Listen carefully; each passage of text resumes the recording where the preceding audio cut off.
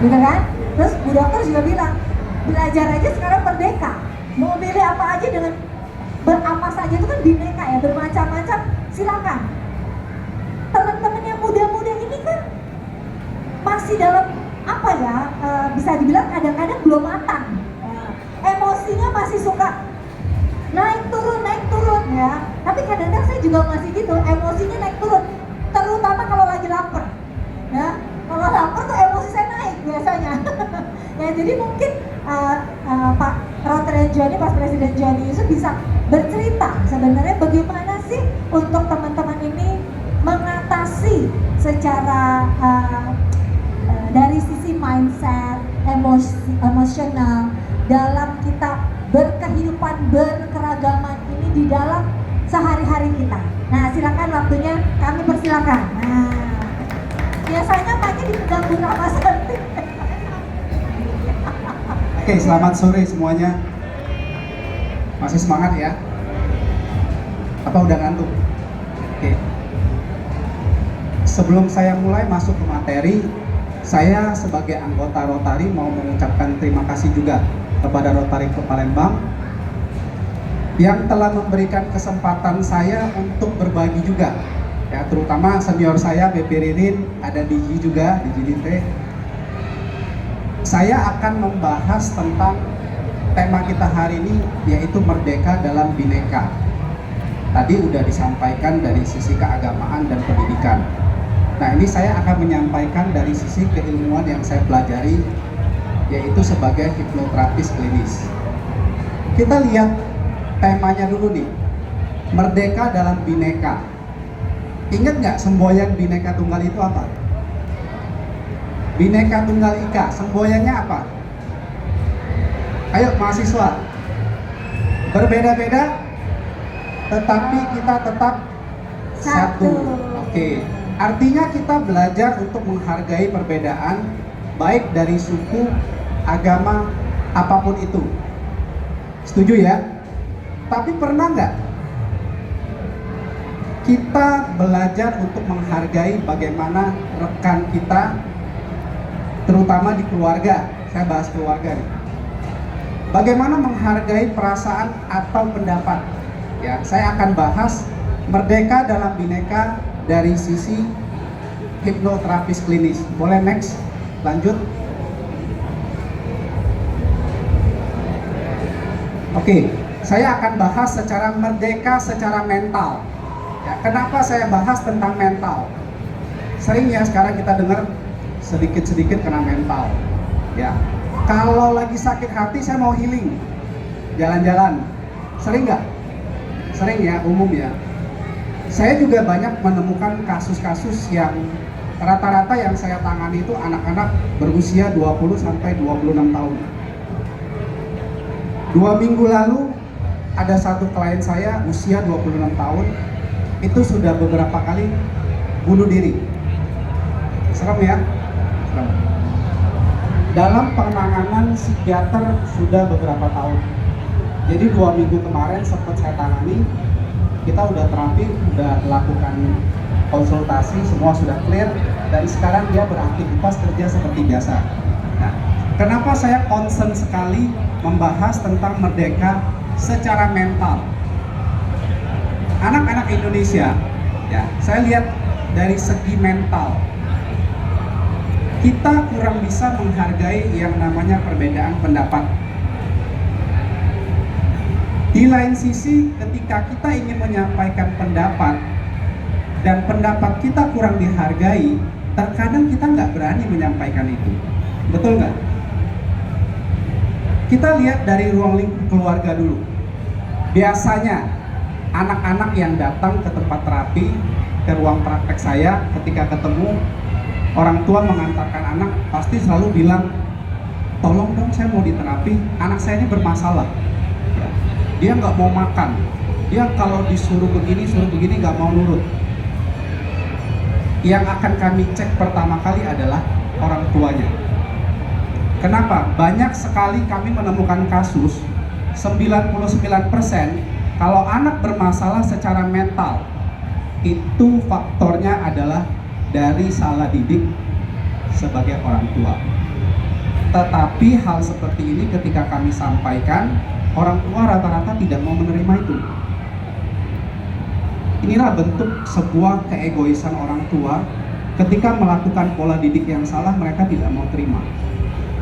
Ya, ini dari keluarga.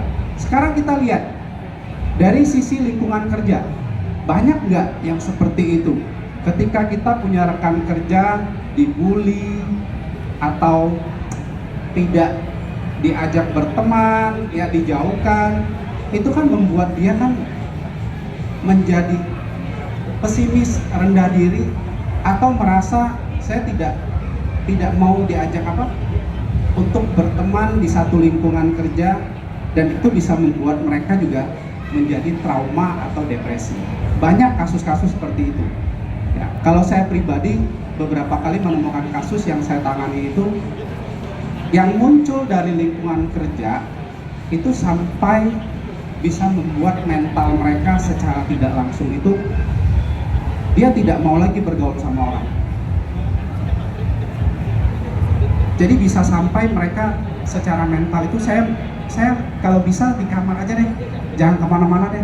Kalau ketemu orang saya takut, cemas. Ya, nah saya akan bahas dari sisi hipnoterapis. Oke, next. Mengenal tentang hipnoterapi. Hipnoterapi itu apa sih? Ada yang pernah dengar nggak? Hipnoterapi itu apa? Ada yang mau jawab? Dapat Ada yang mau hadiah jawab? nih, dapat hadiah. Hipnoterapi itu apa? Sama nggak dengan hipnotis? Sama nggak? Hipnoterapi itu bukan hipnotis. Hipnoterapi itu adalah sebuah teknik terapi yang menggunakan hipnosis, bukan hipnotis. Hipnosis dengan tindakan masuk ke alam bawah sadar, kemudian diberikan sugesti tertentu. Jadi yang kami lakukan adalah memberikan sugesti ke dalam alam bawah sadar. Lalu pertanyaannya, hipnosis itu apa? Hipnosis itu adalah pada saat kondisi kesadaran kita dalam kondisi rileks, terjadilah peningkatan konsentrasi atau fokus, lalu secara individu dia akan lebih gampang menerima informasi yang dikirimkan ke alam bawah sadar. Contohnya seperti apa? Sore ini jam sekitar hampir jam 4 lah, ada yang merasa ngantuk nggak? Ada yang ngantuk? Ngantuk itu artinya kita berada dalam kondisi hipnosis. Itu salah satu contoh. Pada saat kita memperhatikan materi, kita lagi fokus, konsentrasi sekali, itu dalam kondisi hipnosis. Pada saat dalam kondisi hipnosis, gerbang pikiran bawah sadar kita terbuka secara otomatis.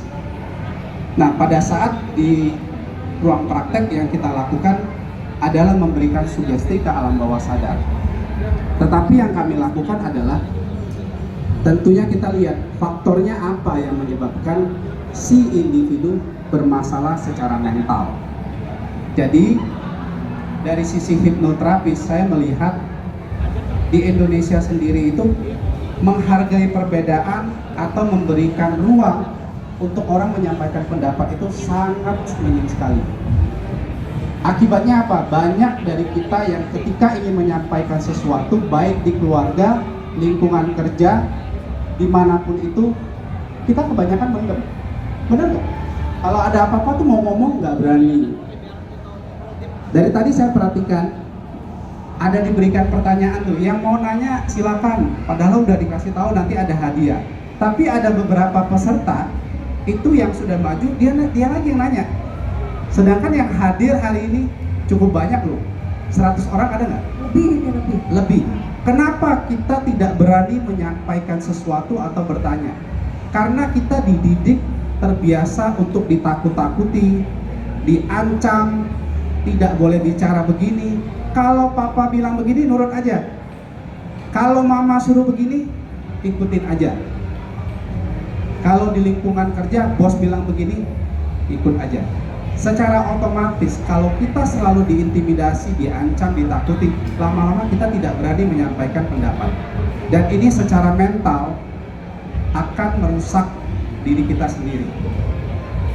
Oke, saya kasih sedikit gambaran tentang kenapa kalau kita memendam perasaan itu tidak baik, memendam emosi itu tidak baik. Ada yang tahu tungku? Tungku, tahu ya? Ini saya analogikan adalah tungku mental. Tungku itu kalau kita panas, kita isi air, lalu kita nyalakan api, lama-lama airnya akan mendidih. Bayangkan kalau ketika kita punya emosi di dalam diri kita, yang setiap hari kita tumpuk tidak kita keluarkan, dan kemudian tumpunya kita tutup, pertanyaannya ketika itu mendidih, panas sekali, yang terjadi adalah apa? Apa Bu? Meledak. Kalau di hipnoterapis kami artikan ketika tungku itu meledak, kemungkinan dua. Si klien itu dia akan mengalami stres, depresi, atau bunuh diri. Sekarang saya analogikan dengan panci presto. Ibu-ibu pasti tahu deh. Panci presto tahu ya? Oke. Kalau panci presto itu kalau sudah panas sekali, apa yang terjadi? Bunyi. Biasa kalau bunyi mengeluarkan uap nggak? Dia akan bunyi pss, banyak uap ya. Oke. Kalau di dalam panci presto itu emosi kita sudah mendidih ketika kita tekan terus sampai dia mengeluarkan uap. Secara mental kalau kita bermasalah sebelum sampai ke tahap depresi, bunuh diri, biasa akan menyerang ke fisik kita. Makanya ada orang-orang yang secara psikis kalau dia mengalami mental, ada kena di pencernaan, migrain, kok pundak saya kaku terus ya, kok ngerasa kayak kolesterol ya, tapi dicek nggak ada. Ya, saya ada beberapa klien yang memang dia secara permasalahan pencernaan itu sering mengalami asam lambung, mah. Ke dokter begitu dicek nggak ada. Di endoskopi, USG semua sehat. Bingung dong. Yang bikin stres bukan cuma si kliennya aja, dokternya juga bingung loh. Ini yang mau diobatin apa? Tapi dokter sekarang rata-rata udah banyak yang tahu. Ya. Kalau bermasalah psikis rata-rata adalah pencernaan. Nggak bisa tidur jam 8, jam 9, tiba-tiba jam 2 bangun sendiri. Nggak bisa tidur lagi. Itu ada sesuatu.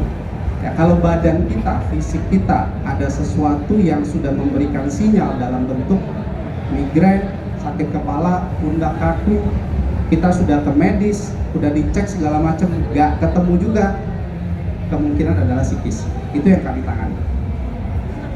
Oke, kita lanjut. Nah, saya harus membetulkan atau memberikan sedikit edukasi tentang hipnoterapi ini. Banyak pandangan salah tentang hipnoterapi. Orang mengenal hipnoterapi, jangan-jangan nanti kalau saya di ruangan saya dihipnotis.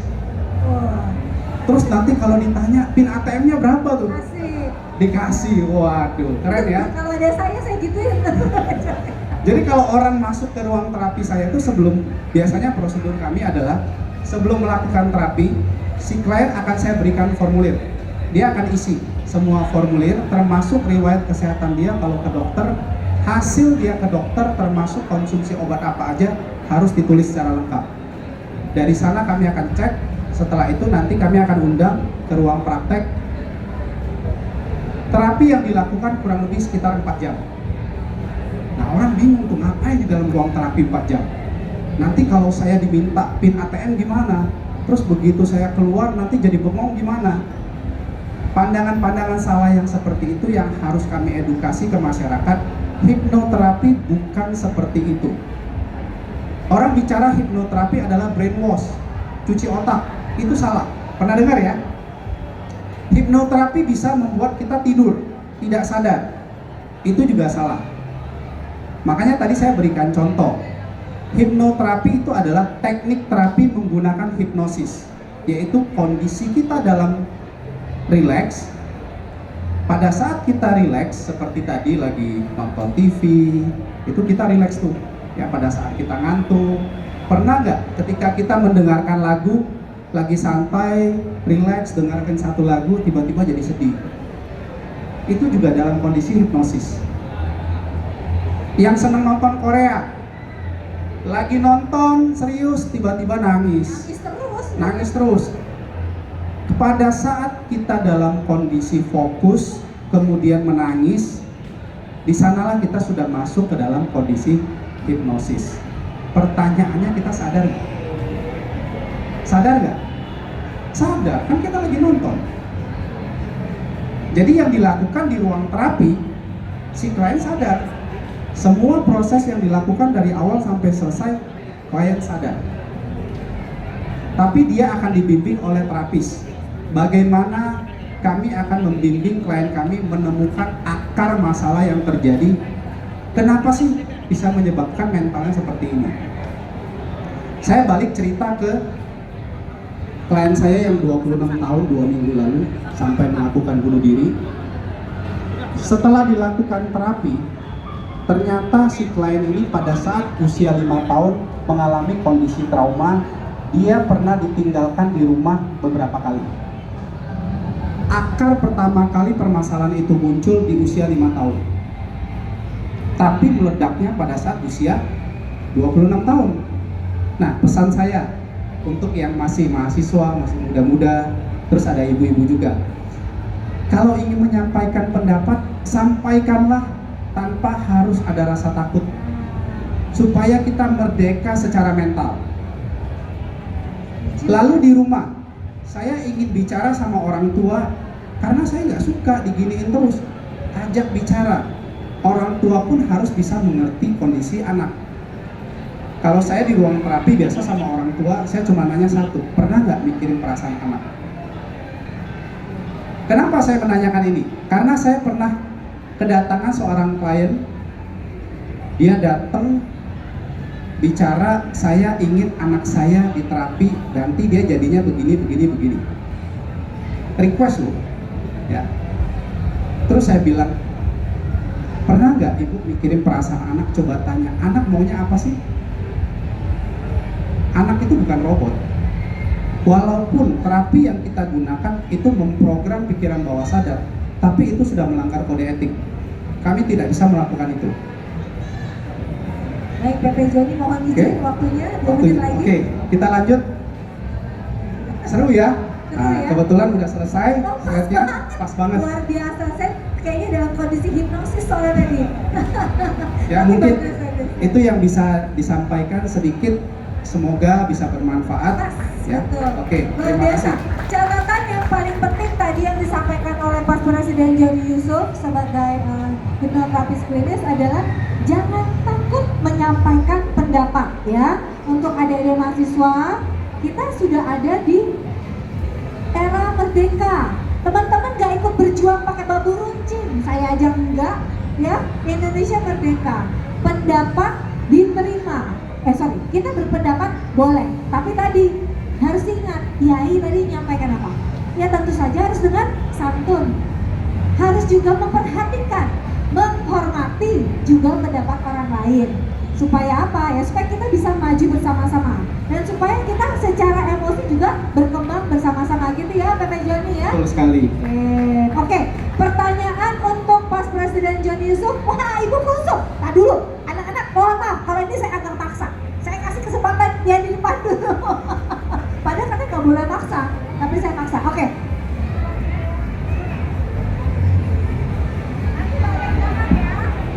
Oke, terima kasih kesempatan